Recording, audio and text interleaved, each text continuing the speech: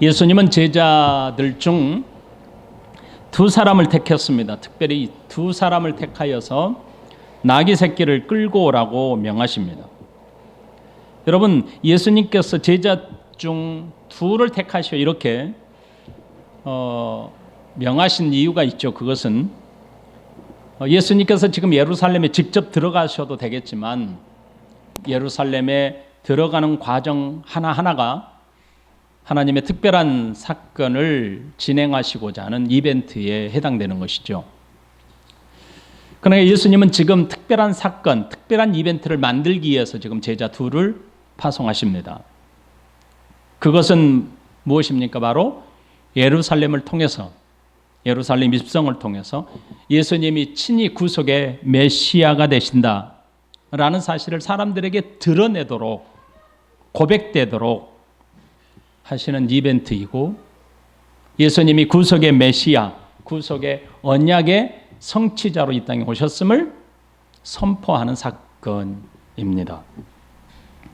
1절에 보면 그들이 예루살렘에 가까이 와서 감람산 벳바게와 베다니에 이르렀을 때 예수께서 제자 둘을 보내시며 이렇게 말하죠. 오늘 본문에서 말씀을 자세히 보면 가까이 와서, 예루살렘에 가까이 와서, 그리고 이르렀을 때 이렇게 표현합니다. 가까이 와서와 이르렀을 때, 이 동사들을 통해서 예루살렘 입성이 이제 점점 가까이 왔다. 지금까지 갈릴리를 중심으로 사역했지만 지금 예수님이 예루살렘 바로 근처에 가까이 다가왔다라는 말씀에 집중하도록, 독자들에게 집중하도록 하신 겁니다. 예수님이 왜 이렇게 예루살렘 입성의 시간을 강조하고 있을까요? 그 입성 자체가 아주 중요하기 때문입니다. 예수님은 제자들과 함께 예루살렘 가까운 곳에 도착하시자 특별한 이벤트를 예수님은 계획하십니다. 이 특별한 이벤트를 통해서 예수님은 예루살렘에 입성해야 되는 이유, 그리고 입성해야 되는 목적이 무엇인지 분명하고 정확하게 사람들과 제자들에게 보여주고자 하신 겁니다. 이 중요한 사건임을 오늘 본문에서는 예루살렘에 가까이 왔다라고 기록함으로 지적하고 있죠. 그래서 그들이 예루살렘에 가까이 와서라고 밝히신 이유가 또 하나 있는데, 그것은 바로 우리가 함께 나눴던 마가복음 10장의 바디메오 사건과 연결하기 위해서입니다. 여리고에서 출발하신 예수님은 예루살렘에 가까이 왔다라고 함으로써 바로 바디메오의 사건과 지금 연결짓고자 하는 겁니다. 바디메오의 한 사람의 외침으로 예수님을 따르던 수많은 사람들, 전국 각지에 모여든 그 많은 사람들이 예수님이 누구인지 점점 인지하기 시작했습니다. 그리고 바디메오의 한 사람의 고백이 많은 사람들, 모든 백성들의 고백으로 이어지게 되는 것이 바로 예루살렘 입성의 사건입니다.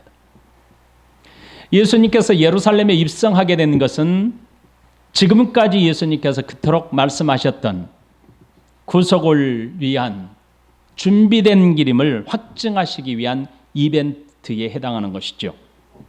이 특별한 이벤트를 통해서 구약에서 그토록 약속하셨던 메시아의 약속이, 메시아의 언약이 성취되었음을 보여주는 것입니다. 여러분이 잘 아는 것처럼 예수님은 안식일이었던 토요일 베다니에서 보내셨고, 안식일 다음 날에 벳바게 마을 가까이에 도착하셨습니다. 이 벳바게는 베다니와 예루살렘 중간쯤 위치한 마을입니다. 예수님께서 벳바게에서 두 제자를 보내셨다는 것은 예루살렘 입성을 위한 준비였던 것이고, 예루살렘이 예수님의 마지막 최종 목적지라는 사실을 밝혀주기 위함입니다. 이제 예루살렘에 입성하기 위해서 예수님은 두 제자에게 특별한 사명을 주어 보내십니다. 2절에 보면 이르시되 너희는 맞은편 마을로 가라. 그리로 들어가면 곧 아직 아무도 타보지 않은 나귀 새끼가 메어 있는 것을 보리니 풀어 끌고 오라. 여러분, 예수님은 제자들에게 벳박의 맞은편 마을로 들어가라고 하십니다. 그리고 나귀 새끼가 거기에 메어 있는 것을 보게 될 것이라고 말씀하십니다. 메어 있는 나귀 새끼는 아직 아무도 타보지 않는 새끼라고 하셨습니다. 구약의 백성들은 짐승 중에서 나귀는 메시아를 상징하는 동물로 여겼습니다. 우리가 지난주에 함께 나눴던 것처럼 창세기 49장 11절에 그의 나귀를 포도나무에 매며 그의 암나귀 새끼를 아름다운 포도나무에 맬 것이며 또 그 옷을 포도주에 빨며 그의 복장을 포도즙에 빨리로다. 여러분, 나귀 새끼가 포도나무에 매게 될 것이다 라고 말씀하십니다. 그렇게 함으로써 이 나귀 새끼가 장차 오실 메시아를 기다리게 하는 상징적인 존재가 될 것이다, 이렇게 말씀하십니다. 그런데 스가랴 선지자를 통해서 좀 더 구체적으로 나귀 새끼에 대해서 약속하시죠. 스가랴 9장 9절, 시온에 따라 크게 기뻐할지어다, 예루살렘에 따라 즐거이 부를지어다. 보라, 내 왕이 너에게 임하나니 그는 공의로우시며 구원을 베푸시며 겸손하여서 나귀를 타시나니 나귀의 작은 것 곧 나귀 새끼니라. 그런 창세기에서는 나귀 새끼가 나무에 매어 있을 것을 말씀하셨고, 스가랴 선지자를 통해서 그 매어 있는 나귀 새끼를 풀어서 나귀 새끼를 타고 입성하게 될 것을 약속하신 거죠. 그러므로 스가랴 선지자를 통해서 메시아가 도래하면 나귀 새끼를 타고 예루살렘에 입성하게 될 것이다, 이 약속을 구체적으로 하셨습니다. 그런데 그 새끼는 아직 사람이 타보지 않는 새끼여야 한다라고 말씀하십니다. 왜 그럴까요? 흠이 없고 길들이지 않는 것으로 하나님께서 쓰시기 때문입니다. 이런 짐승을 하나님이 거룩하게 쓰시도록 준비하신 것이어야 하기 때문에 그렇습니다. 민수기 19장 2절, 여호와께서 명령하시는 법의 율례를 이제 이루노니 이스라엘 자손에게 일러서 온전하여 흠이 없고 아직 멍에 매지 아니한 붉은 암송아지를 내게 끌고 오라. 하나님께서 거룩하게 쓰시고자 하는 짐승은 아직 길들여지지 않고 흠이 없는 짐승이라고 하십니다. 예수님께서 제자들로 하여금 나귀 새끼를 끌고 오라고 말씀하시죠. 그렇게 함으로써 예루살렘 입성 자체가 특별한 의미가 있음을 강조하고 있는 것입니다. 여러분, 예수님께서 이 땅에 오심 자체가 구속을 위한 약속에 따라 되신 거죠. 예수님께서 사람의 옷을 입으시고 성육신하신 그것 자체가 하나님이 약속하신 그 구속의 약속을 따라 성취하신 결과지요. 예수님께서 다윗의 후손을 통해서 성육신하심이 인류의 어떤 한 사람으로 태어난 게 아니잖아요. 약속을 성취하시기 위한 하나님의 거룩한 언약이 이루어진 거잖아요. 마찬가지로 예루살렘 입성도 그렇습니다. 하나님께서 약속하신 그 거룩한 약속을 성취하기 위해서 하나님이 계획하셨고 그 계획하신 것을 이제 예수님이 성취하신다, 이것을 알려주고 보여주기 위한, 드러내시고자 하는 예수님의 이벤트였던 것입니다. 그래서 창세기와 스가랴 이 모든 말씀이 바로 여기에 중심이 있었던 것입니다. 여러분, 본문과 병행 구절이었던 마태복음 21장 4절부터 5절에서는 이렇게 밝히고 있습니다. 이는 선지자를 통하여 하신 말씀을 이루려 하심이라 일렀으되 시온 딸에게 이르기를 내 왕이 내게 임만하니 그는 겸손하여 나귀 곧 멍에 매는 짐승의 새끼를 탔도다 하라 하였느니라. 자, 마태복음에서는 좀 더 구체적으로 밝히고 있습니다. 나귀 새끼를 예수님이 타고 입성하는 이벤트를 통해서 뭐 하신다고 하셨냐면 이는 선지자를 통하여 하신 말씀을 이루려 하심이라. 구약에서 약속한 메시아이고 약속을 성취하시기 위함이었다. 그러나 예수님은 지금 약속을 성취하시는 계시를 이루시는 겁니다. 예수님은 제자 둘에게 마을로 들어가면 나귀 새끼가 매어 있는 것을 보게 될 것이다 이렇게 말씀하십니다. 그런데 그 나귀 새끼를 풀어서 끌고 오라 이렇게 명하십니다. 이렇게 예수님은 구체적으로 제자들에게 말씀하신 이유는 예수님이 예루살렘 입성하시는 그 과정 자체가 입성하게 되는 이 모든 일들이 철저하게 계획되어 있었다. 준비되어 있었다. 의도적이었다. 이것을 강조하신 겁니다. 그러면서 3절에 이렇게 말하죠. 만일 누가 너희에게 왜 이렇게 하느냐 묻거든 주가 쓰시겠다 하라. 그리하면 즉시 이리로 보내리라 하시니. 여러분 예수님의 말씀에 따라서 제자들은 동네로 들어갔습니다. 그리고 거기에 있는 나귀 새끼를 풀어서 가져오고자 했습니다. 그때 예수님이 뭐라고 하셨어요? 누가 물을 것이다 너희들에게. 주변에서 주인에게서 물음을 받게 될 텐데 그때에 뭐라고 대답하라고 했습니까? 주가 쓰시겠다 하라 이렇게 말하라고 하셨습니다. 그리고 즉시 쓰시고 난 이후 곧바로 이곳으로 돌려보낼 것이다 이렇게 대답하라고 하셨습니다. 3절의 해석이 좀 우리가 듣기에 애매하죠. 그래서 좀 더 쉽게 번역하면 이렇게 됩니다. 나귀 새끼를 풀어서 가져오고자 할 때 어느 누가 도대체 왜 그러는 거요? 라고 물으면 주님께서 쓰시려고 하십니다. 쓰시고 나면 지체 없이 이리로 돌려보내실 것입니다. 라고 말하여라. 이렇게 쉽게 해석할 수 있습니다. 예수님께서 나귀 새끼를 사용할 진정한 주인이 된다는 뜻입니다. 이렇게 왜 예수님은 말씀하셨습니까? 나귀 새끼의 지금 현 주인보다 나귀 새끼의 더 큰 주인이 계시다라는 것을 밝히신 겁니다. 1절에서 예수님은 제자 둘을 보내셨습니다. 예수님께서 보내셨다라고 하는 뜻은 예수님이 제자 둘에게 특별한 임무를 위해서 예수님의 권위를 위탁하셨다라는 의미를 담고 있습니다. 제자 둘을 보내셨다. 이것은 예수님의 권위를 그들에게 위탁하셨다라는 의미를 담고 있습니다. 즉 진정한 나귀 주인께서 특별한 임무를 완성하기 위해 준비된 나귀를 끌고 올 것을 명하신 것입니다.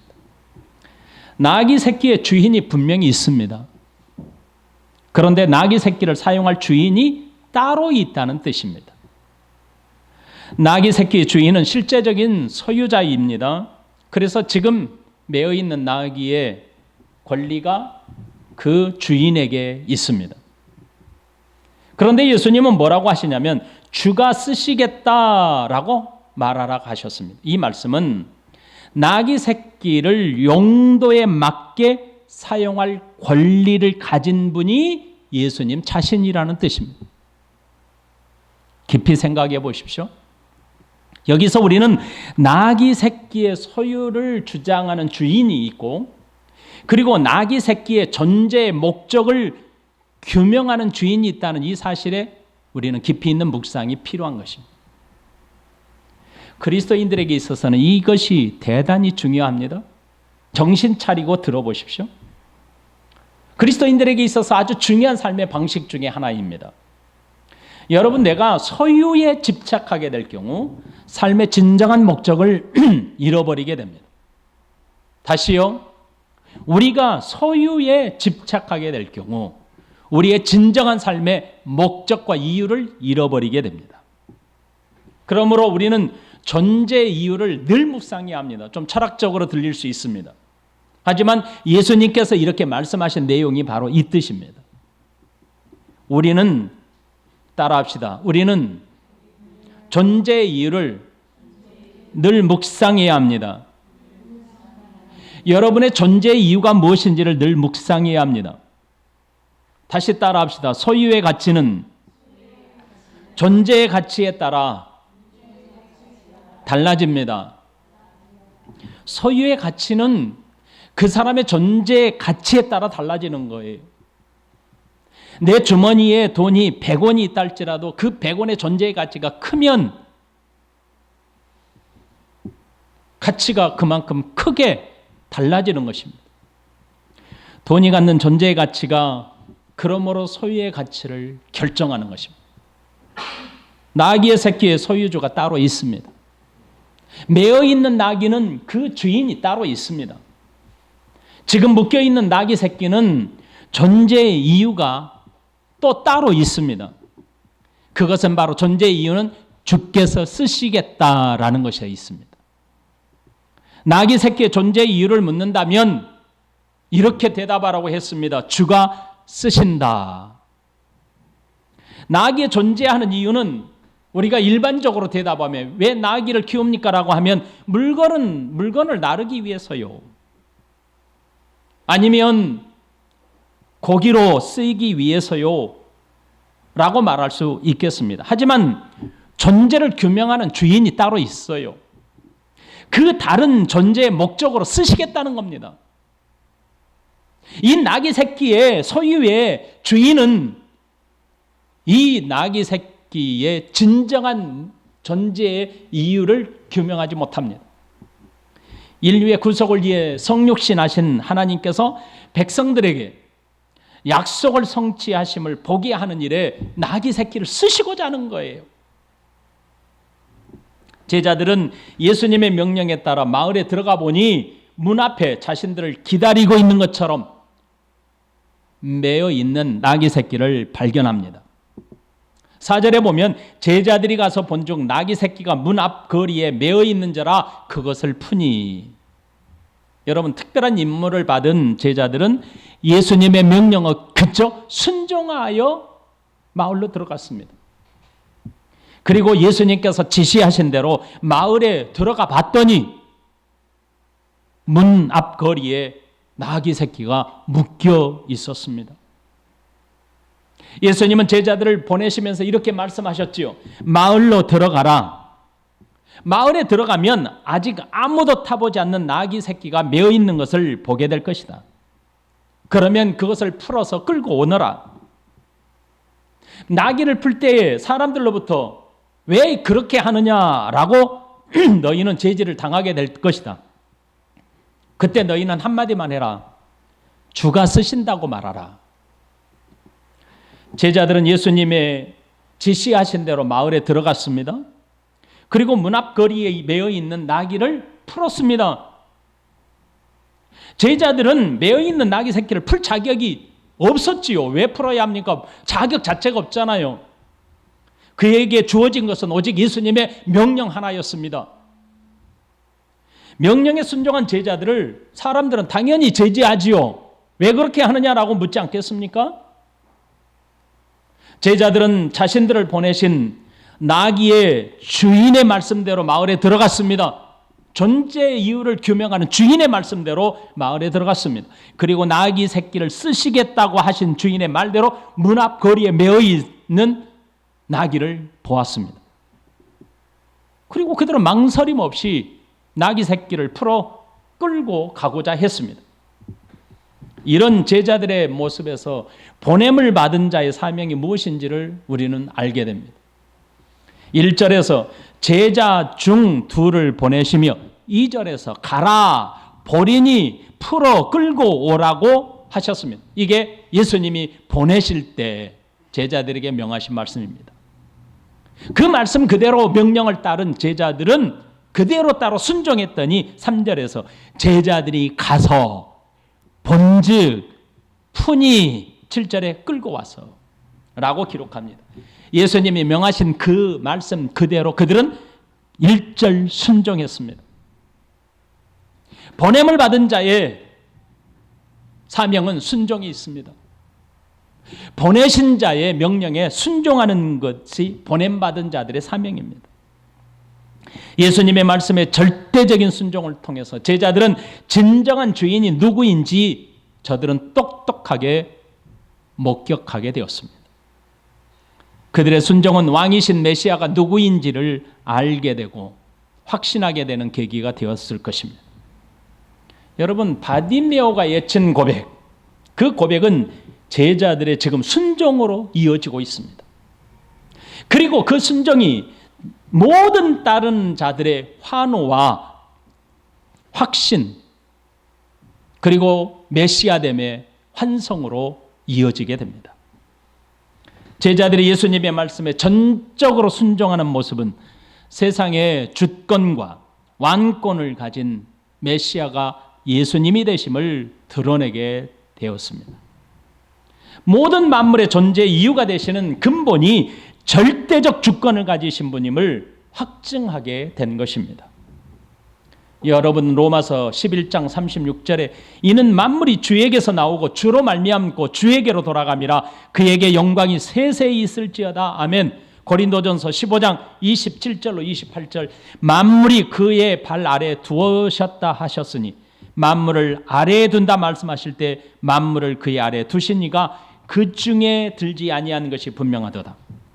만물을 그에게 복종하게 하실 때에는 아들 자신도 그때 만물을 자기에게 복종하게 하신 이에게 복종하게 되리니 이는 하나님이 만유의 주로서 만유 안에 계시려 하심이라.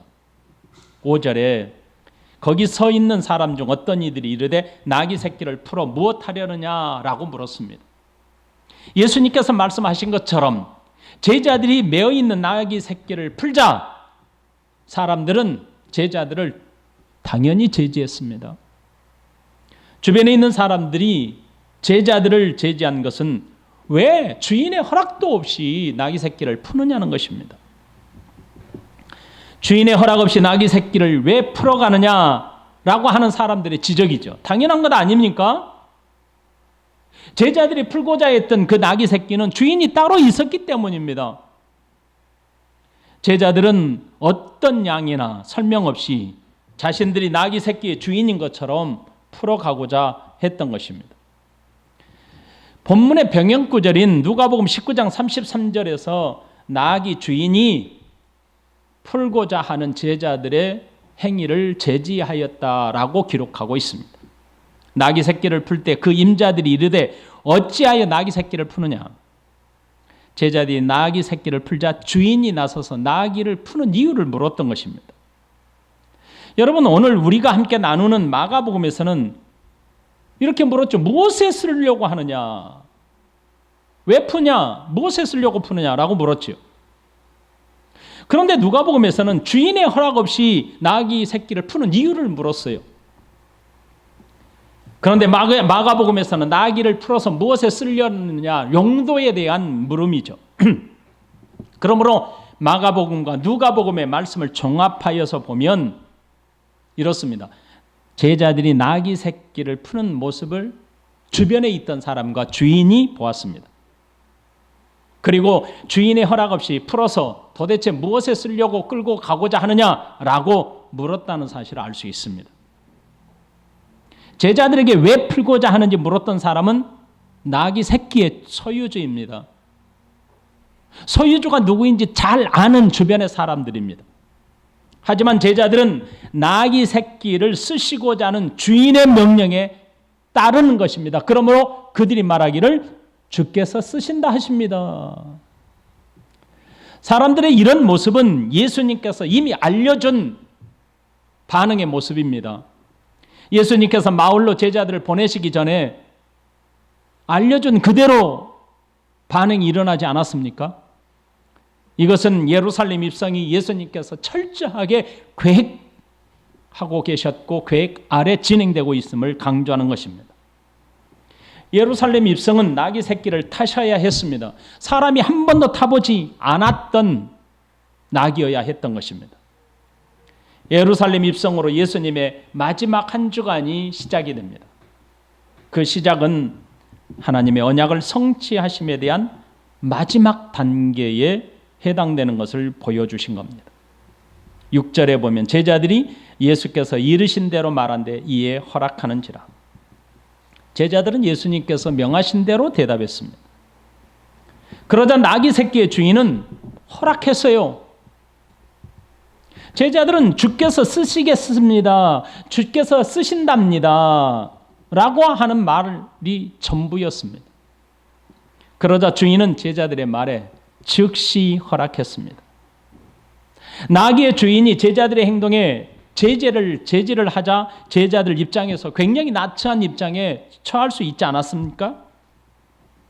제자들은 나귀 주인에게 예수님께서 하신 말씀대로, 지시한 말씀대로 다른 말을 할 수가 없었지요. 그 말 한마디였습니다. 주께서 쓰십니다. 주께서 쓰시겠다 하십니다. 그 말 한마디를 던졌는데 이 나귀 주인은 허락했습니다. 여기에서 어떻게 이런 결단이 그 주인에게서 있었는지 성경은 기록하고 있지 않습니다. 여러분이라면 어떻게 하시겠습니까? 가능하다고 생각하십니까? 어떤 조건도 달지 않았습니다. 그는 제자들이 말한 그 한마디에 나귀 새끼를 내어주었습니다. 나귀 주인이 어떻게 새끼를 내어주게 되었는지 성경은 어떤 설명도 기록하고 있지 않습니다. 여기에서 말씀을 깊이 있게 묵상해야만 답이 나올 것입니다. 왜요? 아까도 말한 것처럼 누가복음에서는 선지자의 말씀을, 선지자의 말을 이루려 하신다라고 하셨죠. 나귀. 그러면 그 선지자의 말이 무엇이었습니까? 이미 나귀 새끼가 나무에 매어 있거든. 나귀 새끼가 누군가를 태워서 예루살렘으로 입성하게 되거든. 그는 네 왕이다. 너희가 그 왕이 너희에게 임할 것을 보게 될 것이다 라고 하는 약속의 말씀이 있습니다. 혹시 저는 짐작해 볼 뿐이에요. 성경은 왜 그가 어떠한 조건도 달지 않았고 그 제자들 둘이 주께서 쓰시겠다 하는 말에 순수하게 허락했을까? 나귀 새끼가 동네 여기에 매어 있어요. 그것도 흔하지 않는 일이고 제자들 둘이 와서 주께서 쓰시겠답니다 라고 말할 때 흔쾌히 허락했던 것도 흔하지 않는 일 아닙니까? 그렇다면 혹시나 이 나귀 주인이 메시아를 위하여 준비하고 있지 않았을까요? 혹시라도 메시아께서 오시면 내가 묶어있는 말씀대로 묶여있고 한 번도 타보지 않는 나귀 새끼를 타고 혹시라도 입성하지 않을까? 평생 동안 그렇게 살았던 사람이 아닐까요? 저는 그냥 짐작할 뿐입니다. 정확한 것은 천국에 가서 물어봐야 하겠지만 저는 그렇게 할 가능성이 있었겠다라는 생각을 합니다. 왜요? 나귀 새끼 주인이, 소유주가 존재의 이유를 밝히는 주께서 쓰시겠다는 말 한마디에 허락했거든요. 거기에서 주께서라는 것은 특별히 왕이라는 큐리오스라는 단어입니다.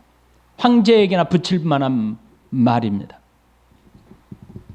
여러분, 나귀 새끼 주인은 지금 이 나귀 새끼를 소유하는 자가 누구인지를 규명하는 자이고 제자들이 주께서 쓰시겠다라고 했던 나귀 새끼의 주인은 존재의 목적을 규명하는 분이십니다. 오늘 본문은 나귀 주인이 행한 일이 중심이 아닙니다. 예루살렘 입성이 인류의 구속을 위해서 얼마나 중요한지 그것을 드러내는 일입니다. 예수님께서 구속을 위한 과정은 철저하게 계획되었고 약속한 이 놀라운 일들이 예수님을 통해서 성취되고 있음을 보여주고자 하는 겁니다. 제자들이 예수님의 명하심에 순종한 것도, 나귀 주인이 아무런 조건 없이 풀어가도록 허락한 이유도 구속을 이루시는 과정을 위해서 쓰임받는 이 놀라운 사실을 보여주는 겁니다. 본문에서 허락하다라는 뜻은 풀어 끌고 가도록 그대로 두었다는 의미입니다. 나귀 새끼 주인은 주께서 쓰시겠다라는 말에 진짜 주인에게 돌려드리는 것과 같은 태도를 취했습니다. 매여 있는 나귀 새끼 주변에 있는 사람들과 주인은 제자들을 제지했죠. 하지만 제자들은 주인과 사람들에게 단 한마디 외에 다른 설명을 필요로 하지 않았습니다. 주가 쓰시겠다. 이것이 전부였던 것이죠. 이 말로 사람들과 주인은 나귀 새끼의 존재 이유를 결정하는 주인에게 다 보내드린 것입니다. 여러분, 예루살렘 입성을 위한 준비 과정은 철저하게 계획되었다라는 일임을 보여준 사건입니다. 예수님께서 예루살렘 입성은 인류의 구속을 위한 하나님의 언약의 약속의 성취를 밝히신 사건입니다. 이전까지 예수님은 뭐라고 하셨습니까? 메시아가 드러날까?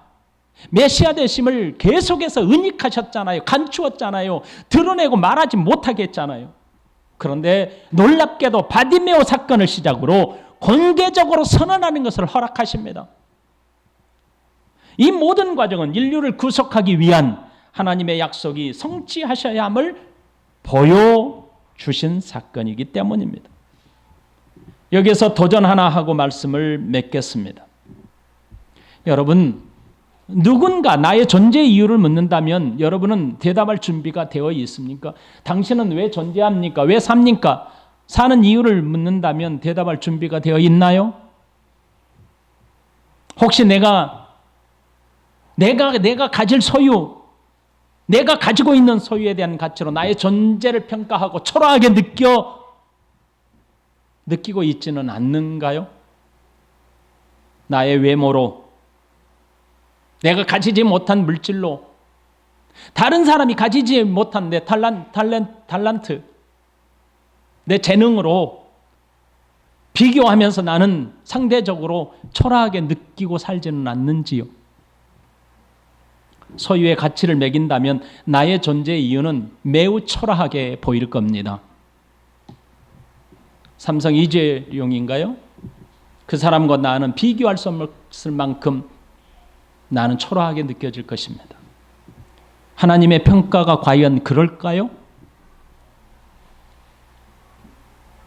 진정한 존재의 가치 앞에서 많이 가지고 있음이 얼마나 어리석은지를 알게 될 뿐입니다. 부자와 나사로의 비유가 그것을 말해줍니다. 누가복음 16장 19절 이하에는 한 부자는 자신의 삶의 가치가 소유에 있다고 생각하고 날마다 호화로운 삶을 살았습니다. 그러나 그는 죽어 지옥 형벌을 면하지 못했습니다. 그는 고통 중에 이렇게 부르짖었습니다. 내 형제 5이 있으니 그들에게 증언하게 하여 그들로 이 고통받는 곳에 오지 않게 하소서. 누가복음 12장 16절 이하에는 부자가 등장합니다. 이 부자도 소유의 가치를 두고 살았습니다. 그는 이렇게 말합니다. 내가 내 영혼에게 이르되 영혼아, 여러 해 쓸 물건을 많이 쌓아두었으니 이제 평안히 쉬고 먹고 마시고 즐거워하자. 하지만 하나님은 이렇게 말씀하십니다. 어리석은 자여, 오늘 밤에 내 영혼을 도로 찾으리니 그러면 네가 준비하고 네가 모아놓은 것이 누구 것이 되겠느냐? 존재의 가치를 묵상하고 사는 자들과 소유에 집착하여 사는 자들의 삶의 방식과 내용은 분명하게 다릅니다. 나의 존재의 이유를 알지 못한다면, 내가 왜 사는지 이유를 알지 못한다면 소유에 집착하여 사는 사람입니다. 얼마나 많이 가질 것인가, 얼마나 많이 가졌는가에 내 자신의 가치를 매길 것입니다. 그렇다면 여러분은 이 세상에서 초라하기 그지없을 겁니다. 사랑하는 성도 여러분, 여러분은 어디에 속한 사람입니까? 나의 존재를 규명하시는 주인에게 만족하며 사는 사람입니까? 아니면 내가 이 세상에 가질 것에, 소유에 집착하며 소유에 나를 규명하며 사는 사람입니까?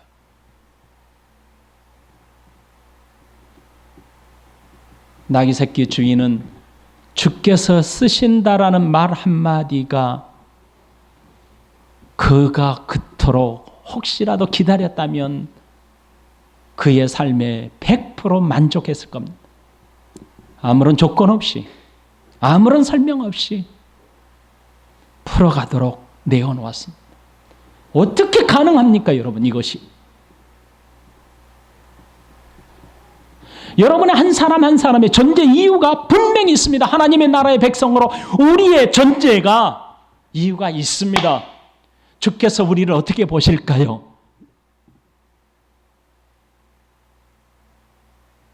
볼리비아의 자녀들이 한국에 와서 펑펑 제 앞에서 눈물을 멈추지 않고 계속 흘렸던 눈물을 저는 기억합니다.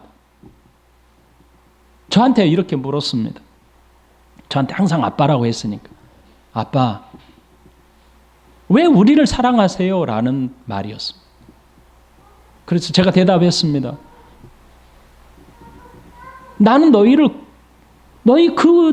그 모습 그대로를 나는 사랑할 뿐이야. 뭐 조건이 없어. 너희가 뭐 어떻게 해서 내가 너희를 사랑한 게 아니야. 하나님께서 너희를 사랑하도록 내 마음에 그냥 사랑을 너에게 부어주었어. 그랬더니 그 아이들이 그 자리에서 아무 조건이 없다라는 그 말 한마디에 펑펑 울기를 시작했습니다.